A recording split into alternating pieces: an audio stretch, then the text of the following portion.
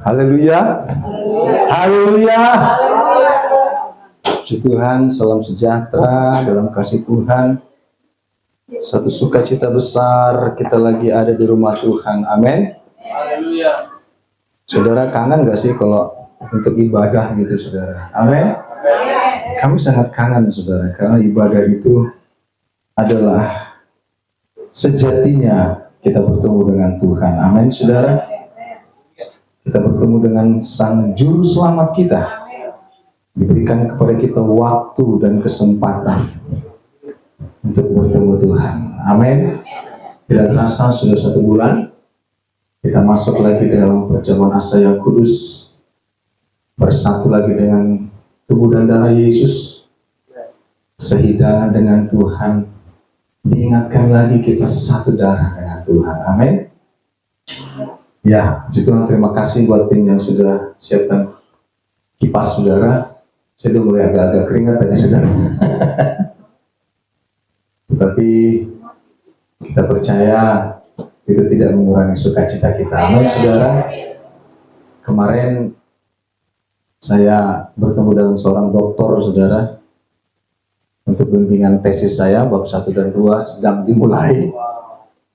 Pulang dari situ saya tiduran, rebahan, saudara. Karena memang cukup capek, saudara. Saya naik motor ke sana, saya pulang, saya rebahan, tidur.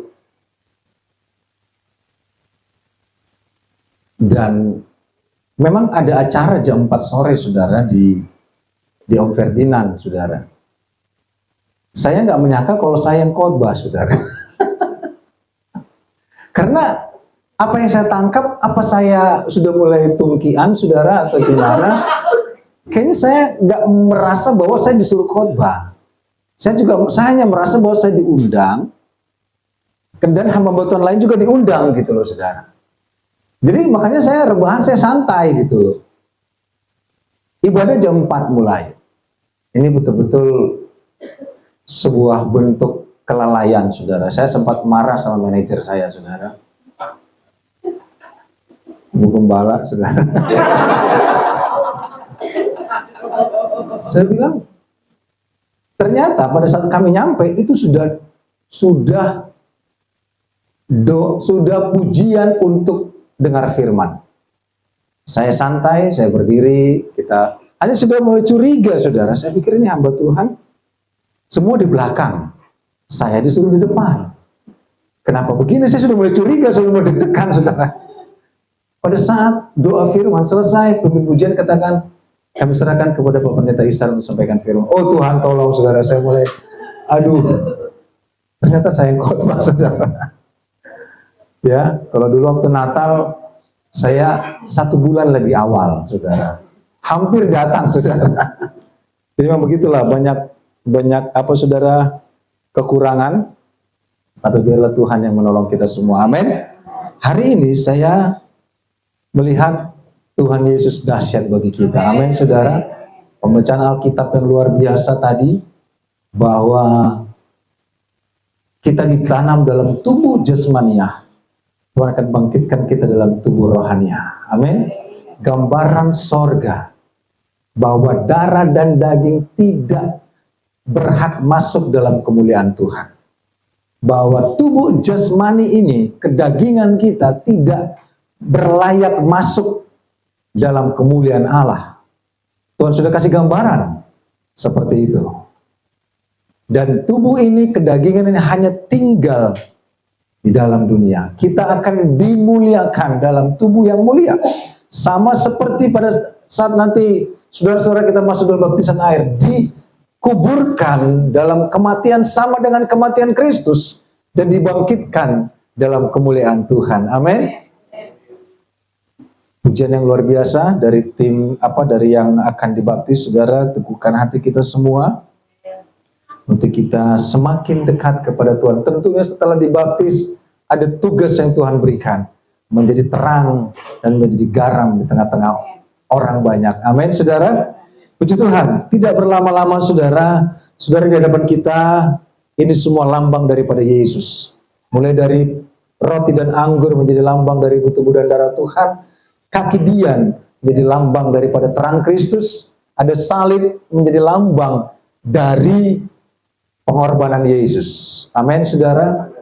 Dan saya ingin kita memperhatikan satu bagian untuk sedikit kita mempelajari tentang kaki Dian ini.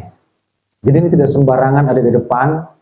Ini memang mengandung arti untuk kita memahami bahwa semuanya itu adalah lambang menunjuk kepada Yesus. Amin. Sekarang kita melihat dalam kitab Keluaran pasal 25 ayat ke-9.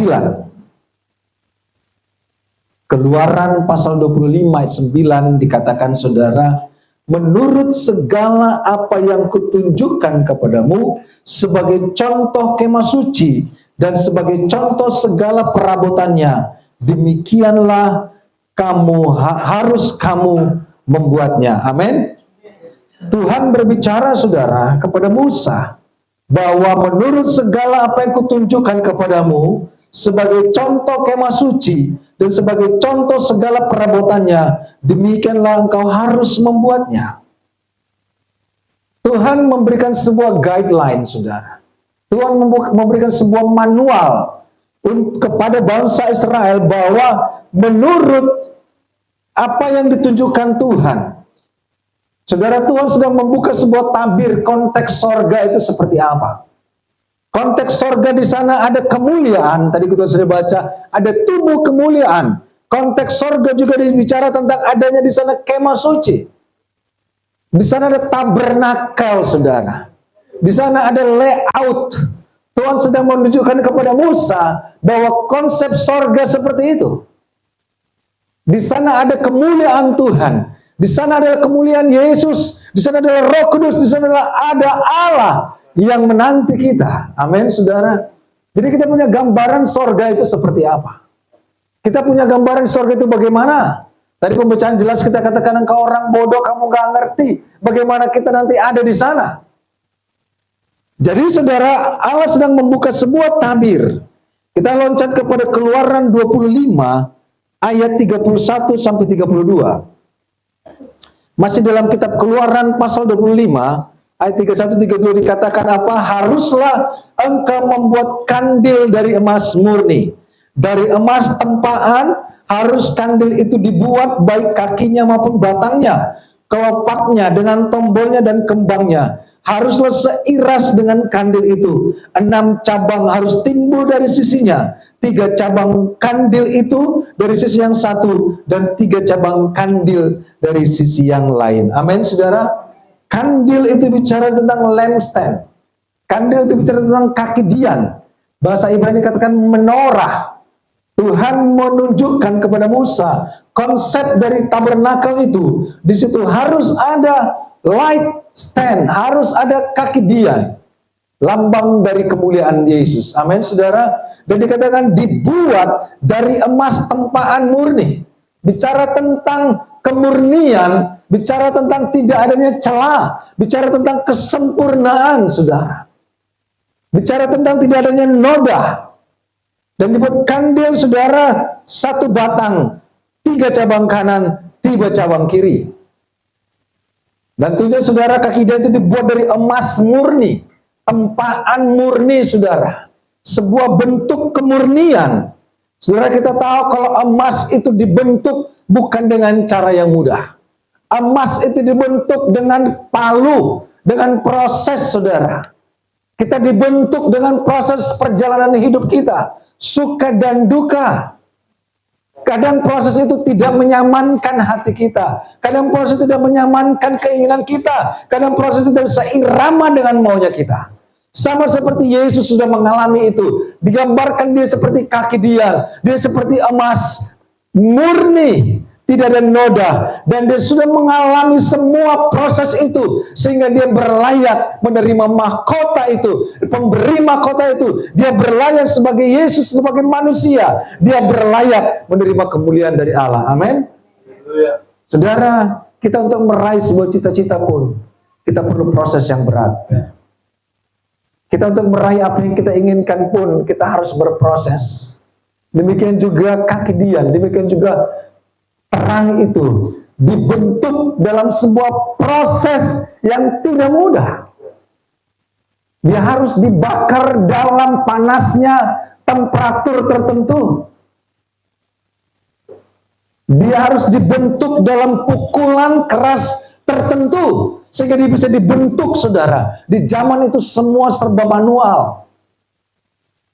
Dan Allah katakan kepada Musa, engkau harus membuat kaki Dian itu 3 cabang. 1 batang 3 cabang sisi kanan, 1 batang 3 cabang sisi kiri. Kalau Musa mungkin bisa menolak Tuhan, katakan, Tuhan, ini aneh. Dari mana kami dapat emas? Bagaimana kami bisa melakukan ini?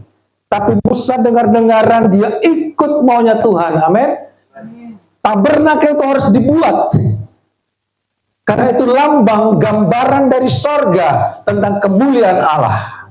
Kita lihat dalam Yesaya 53:10. Saya ingin kita memperhatikan, saudara, sebuah pelajaran yang begitu indah yang harus kita lihat. Yesaya 53:10. Tetapi Tuhan berkehendak meremukkan dia dengan kesakitan apabila ia menyerahkan dirinya sebagai korban penebus salah. Ia akan melihat keturunannya, umurnya akan lanjut, dan kehendak Tuhan akan terlaksana olehnya. Amin. Dikatakan dalam terjemahan bahasa Indonesia, Tuhan berkehendak meremukkan dia. Tadi sekali lagi kita dengar pembacaan firman, biji itu harus mati, harus ditanam, saudara, untuk bisa bangkit menjadi pohon yang besar. Tuhan berkehendak meremukkan dia. Dalam terjemahan King James dikatakan, yet it pleased the Lord. It pleased the Lord bukan hanya berkehendak, tetapi menyenangkan Tuhan. It pleased the Lord artinya Tuhan disenangkan to bruise him, menggosok dia. Tuhan senang menggosok dia. Wah, ngeri, saudara. Jadi Tuhan senang ketika kita diproses. Bukan hanya Tuhan senang pada saat kita bersuka cita, tapi juga Tuhan senang pada saat kita diproses. It pleased the Lord that bruised him. It pleased the Lord that scratched him. Memproses dia. Diproses, dibakar, dipukul, digosok, dan digosok. Amin. Jadi saudara, keadaan kita malah Tuhan merasa disenangkan. It pleased the Lord. Tuhan disenangkan melihat kita sedang berproses. Amin. Tuhan disenangkan melihat kita sedang dimurnikan. Tuhan senang melihat kita sedang dibentuk oleh Tuhan. Karena proses itu, di sana kehadiran Tuhan. Amin. Dan pada saat kita dibentuk, digosok menjadi bejana Allah, menjadi perabotannya Tuhan, kita dibentuk emas, seperti emas murni, tidak bercela, tidak bernoda. Sebuah lambang kemurnian Yesus berproses. Amin, saudara. Kadang kita berkata seperti Yesus, ku mau sepertimu Yesus, disempurnakan selalu dalam setiap jalanku, memuliakan nama-Mu. Amin, saudara. Tuhan mau, Tuhan juga disenangkan. Tuhan berkehendak, bukan hanya berkehendak, tapi Tuhan disenangkan. Yet it pleased the Lord to bruise him. He had put to him to grief. Meremukkan dia dengan kesakitan. Saudara, proses Tuhan itu tidak mudah. Supaya dikala kita diproses dan kita menang, kita bangkit seperti emas murni. Amin. Satu barang yang mahal, yang berkenan di hadapan Allah.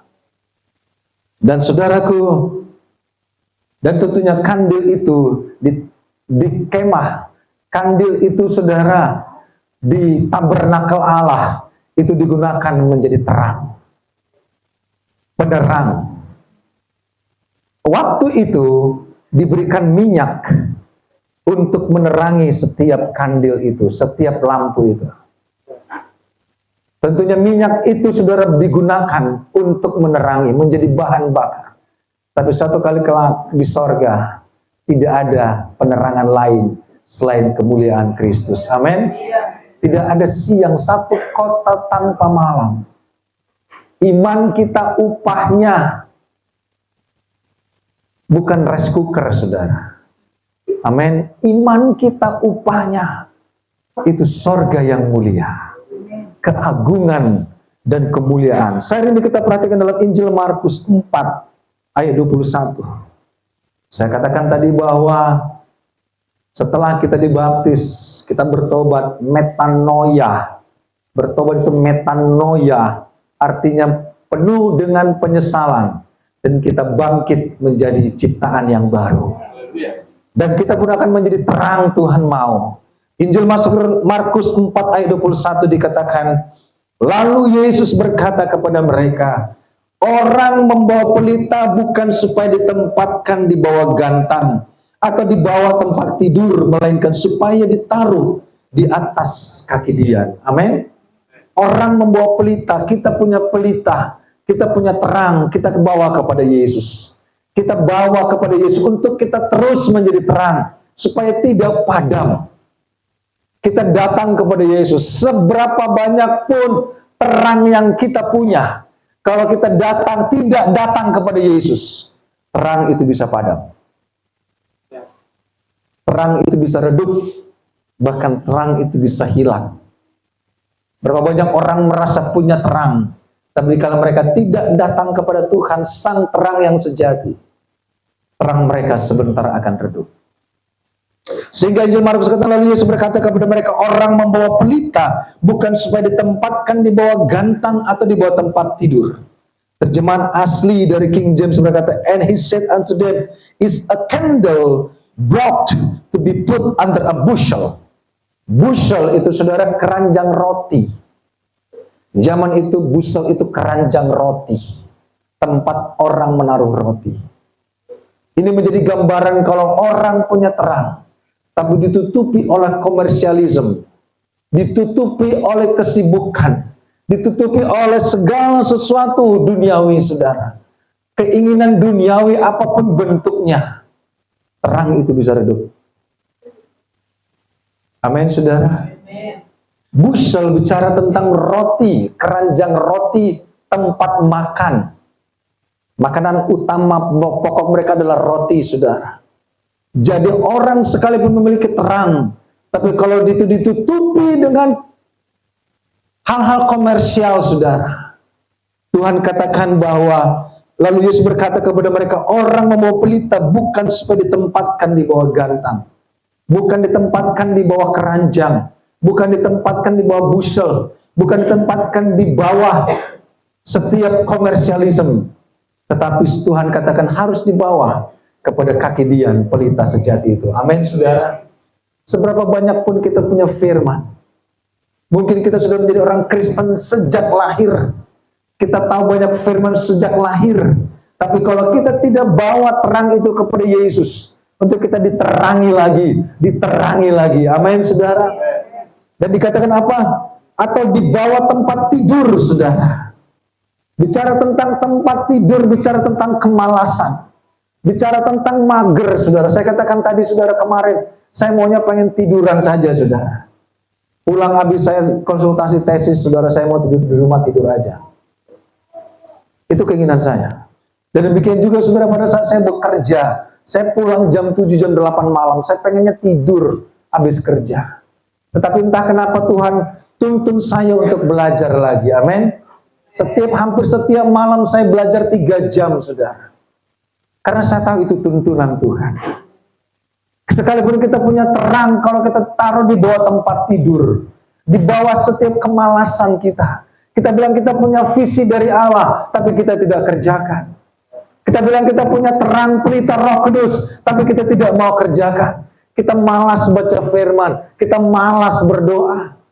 Ya, firman Tuhan di rumah Pak Baski berkata bahwa berbahagialah orang yang tidak berjalan di jalan orang berdosa, yang tidak mengikuti jalan orang berdosa, yang tidak berdiri di nasihat orang fasik, yang tidak duduk dalam kumpulan pencemooh. Kadang kita, saudara, kesibukan kita, habit kita, pribadi kita menutupi terang itu. Sehingga Tuhan katakan, jangan taruh terang di bawah tempat tidur. Jangan taruh imanmu, roh itu di bawah tempat tidur. Di bawah setiap kemalasan kita, saudara. Kita punya renungan harian setiap hari. Kita punya podcast setiap hari. Bahkan kita punya bacaan mingguan, saudara. Saudara, kita harus punya firman setiap hari. Amin. Karena iblis serang gak tanggung-tanggung. Kalau kita mungkin saudara yang tahu tinju, saudara, wah, udah babak belur, saudara. Sebelum dia KO, apakah lawannya katakan, udahlah, gak usah saya tonjok lagi dah, dia kan dia udah berdarah. Ada begitu dia bilang? Enggak, sampai KO. Sampai KO. Gak ada kasih, saudara. Iblis gak punya kasih.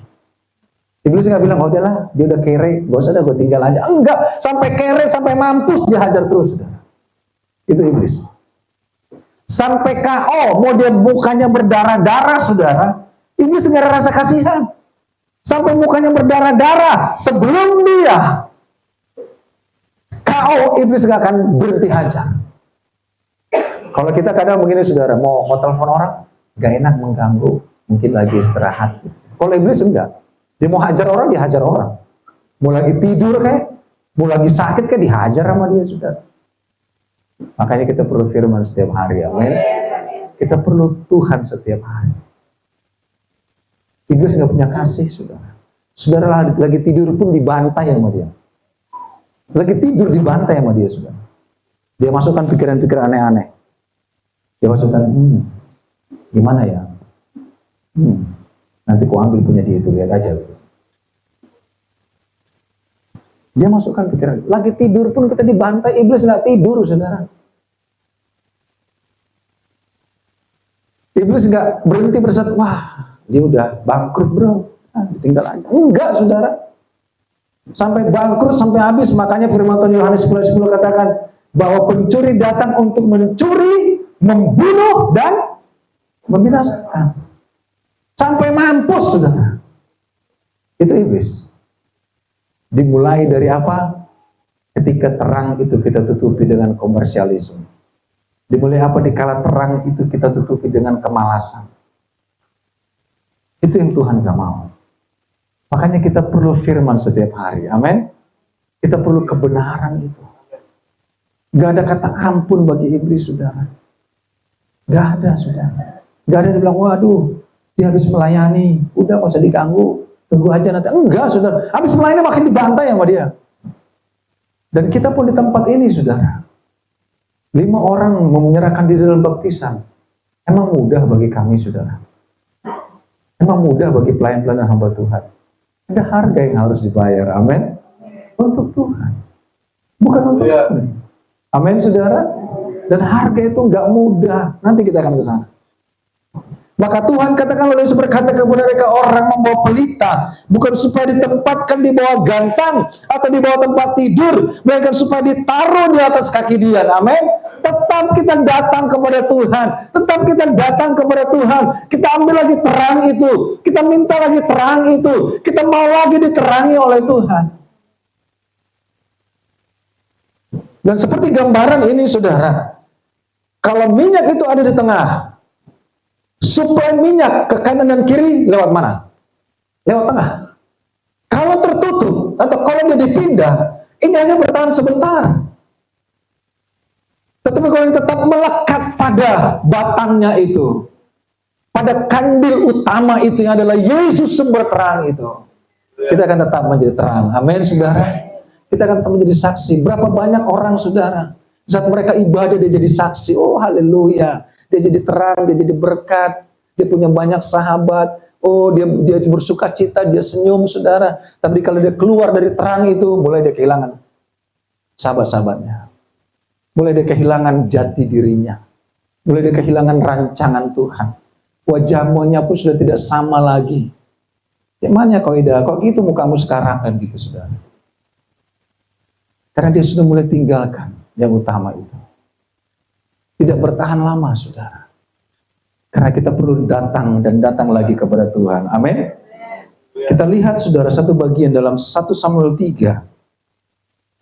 ayat 1 sampai 3. 1 Samuel 3 ayat 1 sampai 3 dikatakan apa, Saudara? Samuel yang muda itu menjadi pelayan Tuhan di bawah pengawasan Eli. Eli imam waktu itu, Saudara.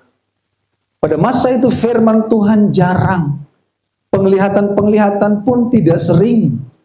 Pada suatu hari Eli yang matanya mulai kabur dan tidak dapat melihat yang baik sedang berbaring di tempat tidurnya. Lampu rumah Allah belum lagi padam. Samuel telah tidur di dalam bait suci Tuhan, tempat tabut Allah. Amin, Saudara. Satu masa di bawah penggembalaan Imam Eli. Ada Samuel muda yang menjadi pelayan waktu itu. Samuel bicara tentang kasih karunia. Samuel bicara tentang visi Allah. Hana, mama dari Samuel, artinya adalah grace, kasih karunia. Samuel adalah visi Allah. Samuel muda itu menjadi pengerja di pengawasan penggembalaan Imam Eli. Pada masa itu firman Tuhan jarang. Penglihatan-penglihatan pun tidak sering. Pada suatu hari, Eli yang matanya mulai kabur tidak dapat melihat dengan baik, sedang berbaring di tempat tidurnya. Saudara, Imam Eli yang tua itu sudah kehilangan visi Allah. Imam Eli yang tua itu sudah tidak bisa melihat lagi mana yang harus dia kerjakan dalam pekerjaan Tuhan waktu itu. Dia sudah semakin tua. Tadi lagi pujian kita, open the eyes of my heart, Lord. Amin. Tuhan, kita minta Tuhan membuka mata kita. Saya yakin kita semua punya visi ke depan. Amin. Kita punya kerinduan ke depan. Kita punya mimpi ke depan. Kita punya doa kita ke depan. Tapi di masa Imam Eli itu, Saudara, firman Tuhan jarang. Apakah memang Imam Eli jarang khotbah? Atau memang waktu itu jemaat tidak suka dengan firman Allah. Jadi firman Tuhan tidak efisien. Penglihatan-penglihatan pun tidak sering. Gak ada rencana, gak ada program kerja, gak ada visi, Saudara. Gereja seperti ini, Saudara, kehilangan terang Allah. Gereja yang tidak punya visi, yang tidak punya program kerja, akan kehilangan rancangan Tuhan. Saya katakan tadi, saya ingin, dikala saya seharian letih bekerja, saya mau tidur, Saudara. Tetapi saya harus belajar. Saya harus membawa diri saya, Saudara. Karena saya tahu apa? Karena saya mau ikut tuntunan Tuhan. Amin. Saya tidak puas dengan apa yang saya punya. Saya punya visi ke depan. Saya punya doa. Kita punya visi. Kita punya doa. Kita punya kerinduan di hadapan Tuhan. Amin. Dan Imam Eli berkata, yang matanya mulai kabur dan tidak dapat melihat yang baik. Saudara, banyak orang matanya nggak bisa melihat yang baik lagi. Sehingga matanya ditutupi oleh ilah zaman. Matanya ditutupi oleh komersialisme. Mereka tidak bisa melihat visi Allah dalam hidupnya. Apakah rancangan Tuhan bagi kita seumur hidup kita adalah komersialisme? Adakah roti? Tuhan katakan bahwa keluar 23-25, beribadalah kepadaku, maka akan berkati roti makananmu, air minumanmu, bahkan menghalas segala penyakit daripadamu. Tuhan katakan bahwa manusia hidup bukan roti saja. Man should not live on bread alone, but from every word that proceeded out from the mouth of the Lord. Amin. Manusia hidup bukan dari roti saja, tapi hidup oleh setiap kebenaran firman Allah. Kita capek mengejar keranjang bushel itu, Saudara. Kita menutupi terang kita. Sehingga di pikiran kita hanya roti dan roti. Dan di masa itu, Saudara, dikatakan apa? Yang matanya mulai kabur dan tidak dapat melihat dengan baik. Saudara, hamba Tuhan, kalau tidak bisa melihat yang baik, Saudara, itu kehilangan visi Allah. Kita semua pun kalau kita tidak bisa lihat mana yang baik, kita kehilangan terang Tuhan. Mana yang baik. Dan dikatakan sedang berbaring di tempat tidurnya. Ada dalam kemalasannya, Saudara. Mungkin kelemahannya, mungkin keletihannya. Dia berbaring. Saudara, saya tidak mau pelayanan seperti ini. Kita mau bangkit. Amin, saudara. Kita mau tinggalkan itu.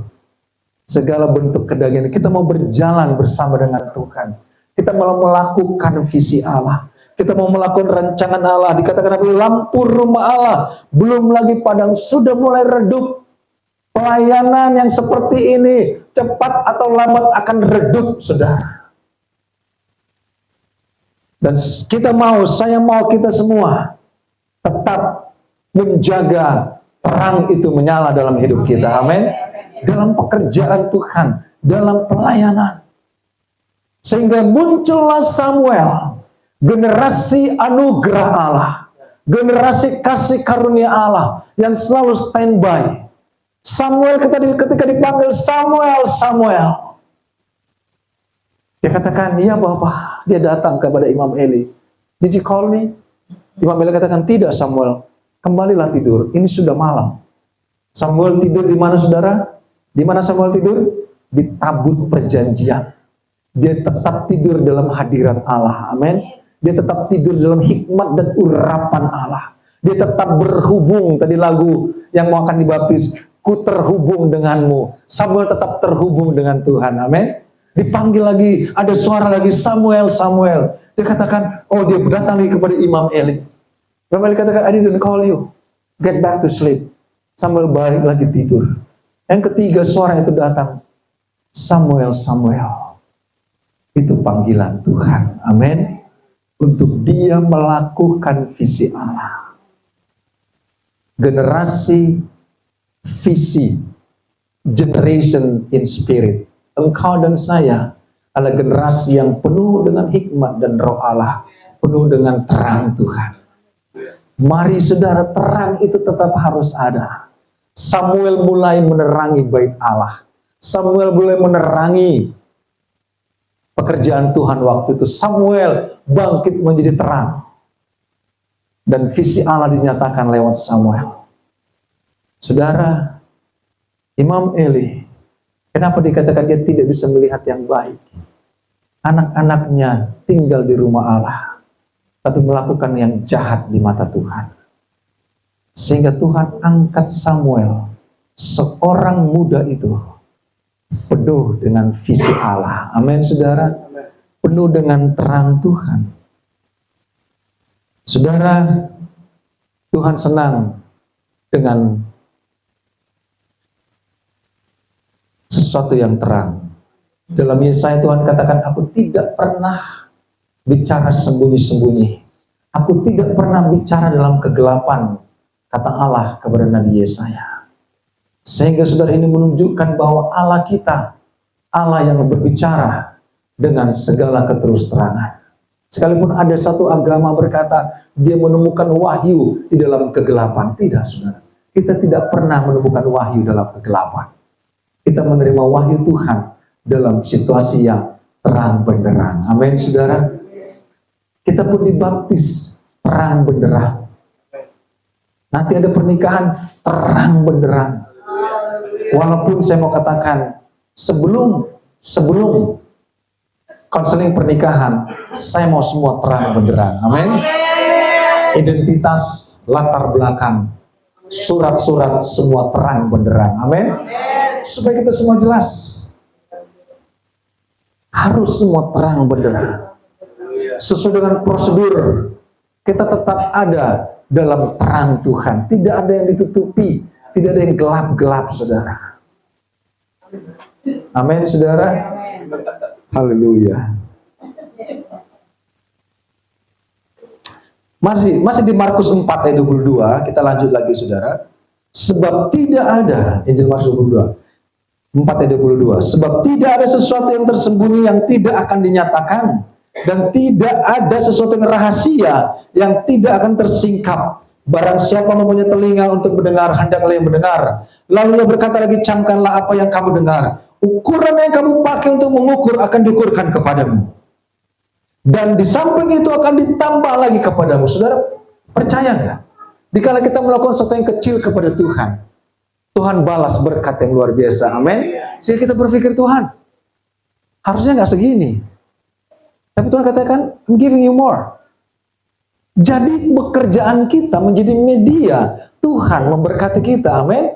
Even more. Even more than what we expect. Kesetiaan kita, ketaatan kita, kita berpikir Tuhan, ya maksudnya biasa aja. No. There will be time that you will receive blessing from the Lord above your expectation. Di luar apa yang kita pernah pikirkan. Sehingga ukuran yang diukurkan kepada kita, dikala kita tulus mau melakukan kebenaran, kita tulus beribadah, saudara, kita berpikir ukurannya ya ukuran ini. Tidak, Tuhan akan katakan, I'm gonna give you even more. Amin, saudara. Tetapi kalau kita mengukur diri kita, dengan kita membatasi diri kita dengan pekerjaan Tuhan, membatasi diri kita dengan apa yang Tuhan mau dalam hidup kita, ukuran itu akan diukurkan kepadamu. Tetapi kalau kita mau melakukan sesuatu yang dengan tulus melakukan pekerjaan Tuhan, saya mau katakan ukuran itu dan akan lebih dari itu, engkau Allah akan diberkati Tuhan. Amin. Ini yang Tuhan mau, sehingga dikatakan karena siapa yang mempunyai kepadanya akan diberi, tetapi siapa yang tidak mempunyai apapun juga, yang ada padanya akan diambil daripadanya. Jangan batasi dirimu dengan kebenaran Tuhan. Jangan batasi dirimu dengan pekerjaan Tuhan. Karena saudara, saya mau katakan, di luar dari pemikiran kita, Allah sediakan bagi kita. Amin, saudara. Tuhan punya rancangan yang begitu indah, yang begitu luar biasa. Sehingga Yesus pernah katakan, jangan ikut mereka. Mereka orang buta menuntun yang buta. Saya pernah berjanji dengan Bung Andi, kita akan memberkati gereja tunanetra, saudara. Hanya belum kesampaian. Ya, nanti habis ini, saudara, habis baptisan, kita rencanakan, saudara. Amin. Kita pun harus menjadi berkat dan terang di tengah-tengah lingkungan kita. Amin, saudara. Sehingga Tuhan katakan bahwa ada visi Allah, ada terang dalam kehidupan kita. Terang itu harus dibawa kepada kaki Dian itu. Terang itu harus dibawa kepada Tuhan. Dan dikatakan apalagi, saudara, kita perhatikan dalam Wahyu 1 ayat 4. Dari Yohanes kepada ketujuh jemaat yang di Asia Kecil. Ketujuh jemaat di Asia Kecil. Kasih karunia dan damai sejahtera menyertai kamu dari Dia yang ada dan yang sudah ada, Allah yang kekal dan yang akan datang. Dia Allah yang luar biasa, omnipresence, omniscience, Allah yang kekal, dan dari ketujuh roh yang ada di hadapan tahtanya. Amin. Dari ketujuh roh yang ada di dalam tahtanya, roh yang utama adalah Kristus. Ketujuh roh, ketujuh gereja, ketujuh malaikat, saudara. Ketujuh terang itu harus ada di tabernakel Tuhan. Terang yang terbuat dari emas murni harus ada di tabernakel Tuhan. Harus ada di bait Allah. Terang itu tidak boleh padam.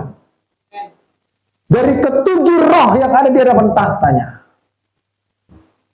Saudara, kita sebentar setelah nanti Paskah, baru kita akan masuk dalam doa 10 malam. Amin. Saya berharap kita hadir semua. Amin, saudara. Mau kita yang jauh, mau yang dekat. Saya katakan Tuhan akan bayar semua dengan cara Tuhan.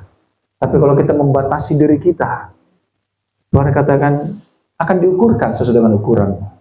Seperti itu ukuranmu, seperti itu. Tetapi kalau kita mau melakukan segala sesuatu, tidak membatasi diri kita, di luar itu ada damai, ada sukacita Tuhan. Amin. Ada ketenangan, ada ketentraman, ada kebaikan Tuhan, ada kemanisan dari Tuhan. Saudara, ini berkorelasi dengan Yesaya 11 ayat 1 sampai 5. Yang terakhir bagi kita, saudara, Yesaya 11 ayat 1 sampai 5. Suatu tunas akan keluar dari tunggul Isai. Bicara tentang Daud, bicara tentang Yesus anak Daud. Dan taruh akan tumbuh dari pangkalnya, akan berbuah, bercabang. Pangkal itu, roh Tuhan akan ada padanya. Roh Tuhan yang utama, yang di tengah. Cabangnya apa? Hitung, saudara. roh hikmat, roh pengertian, roh nasihat, roh keperkasaan, roh pengenalan, dan takut akan Tuhan. Amin, saudara. Terang itu mengandung urapan roh. Dari pangkalnya utama, itu roh akan bercabang, akan berbuah di hadapan tahta Allah. Ada roh hikmat. Amin. Roh hikmat, urapan marifat Allah. Tuhan janjikan roh hikmat, roh urapan dan marifat Allah. Roh pengertian. Pengertian adalah pengenalan akan Tuhan. Mengerti maksud Allah, mengerti situasi. Kalau kita lihat sebuah situasi, wah, kita tahu, oh ini siasat kuasa gelap. Kita harus bisa ada di atasnya, on top of the issue. Amin. Mengerti, oh ini strategi iblis. Nggak mungkin ini strategi Tuhan. Ini strategi iblis. Kita tahu ada roh pengertian, ada roh nasihat. Ada nasihat satu dengan yang lain. Kita mau dinasihati, kita mau ditegur. Itu roh nasihat. Amin. Dengar-dengaran, dan keperkasaan menghadapi segala sesuatu. Saya nggak tahu, saudara, selalu digaungkan bahwa situasi tidak menentu. Indonesia gelap, kata orang. Tapi kita perlu terang dari Tuhan. Amin. Kita perlu keperkasaan dari Allah. Menghadapi segala sesuatu. Roh pengenalan. Mengenal Tuhan lebih lagi. Kita pun mengenal satu dengan yang lain. Kita berpengalaman dengan Tuhan. Kita juga berpengalaman satu dengan yang lain. Kita berpengalaman dalam iman. Dalam pelayanan. Terlebih, saudara, roh apa tadi? Bahwa kita pengenalan dalam kita pun bekerja sama. Amin. Oh, udah tahu nih, gue udah kenal nih cara dia nih, gitu, saudara. Tapi apakah kita akan membuat itu sesuatu yang tidak baik? Enggak. Dikala kita sudah semakin mengenal orang, kita semakin bijak. Amin. Kita semakin mengerti. Oh, di situ akan, aduh, saya harus begini. Karena saya udah kenal dia. Saya udah kenal sifatnya. Saya kenal apa yang dia mau. Saya kenal apa yang dia suka. Saya kenal apa yang dia nggak suka. Amin. Kalau Bung Andi nggak suka jengkol, nggak mungkin Bu Wati masak jengkol setiap hari, saudara. Itu cari gara-gara namanya. Tentunya tahu, sudah kenal. Dia senangnya apa? Dia maunya apa? Ya, mungkin Bung Andi suka kopi susu, kasih kopi susu. Amin, saudara. Akan belajar yang lainnya, mau keluarga baru akan belajar, saudara. Amin, saudara. Dia sukanya apa? Jangan kasih yang dia nggak suka, itu namanya menghilangkan damai, saudara. Kita mengenal satu dengan yang lain. Itulah pekerjaan Tuhan, amin. Jangan kita punya beribadah, kita nggak kenal kanan kiri kita. Cuma salam sekali sudah lupa, nggak kenal. Ini bentuk pelayanan, ini bentuk keluarga. Kita menjadi keluarga dalam Tuhan, amin. Menjadi bagian dari keluarga sorga. Dan takut akan Tuhan. Dalam segala apa yang kita kerjakan, kita tahu Tuhan ada di sekitar kita, amin. Lagu, saya rasa lagu sukanya Pak Dipo juga. Kiri kananku ada Tuhan. Itu sudah. Sekelilingku ada Tuhan. Dalam hidupku ada Tuhan. Yesus selalu menolongku. Pak Basku juga begitu. Amin, saudara. Kiri kanan ada Tuhan. Nggak perlu lihat polisi, saudara. Amin. Makanya orang bilang, kenapa melanggar lampu merah? Kamu nggak lihat lampu merah? Saya lihat lampu merah, Pak. Tapi saya nggak ngeliat Bapak. Tetap, saudara. Roh takut akan Tuhan. Ya, kesenangannya ialah takut akan Tuhan. Ia tidak akan menghakimi dengan sekilas pandang saja. Atau menjatuhkan keputusan menurut kata orang. Tetapi ia akan menghakimi orang lemah dengan keadilan. Dan akan menjatuhkan keputusan terhadap orang-orang tertindas dengan kejujuran. Ia akan menghajar bumi dengan perkataannya. Seperti dengan tongkat. Dan dengan nafas mulia akan membunuh orang fasik. Ia tidak akan menyimpang dari kebenaran dan kesetiaan. Seperti ikat pinggang tetap terikat pada pinggangnya. Amin. Ini semua menunjuk kepada Yesus. Ini semua menuju kepada Tuhan. Ini semua menuju kepada terang yang sejati. Yesus adalah kehidupan kita. Saya ini kita bangkit berdiri.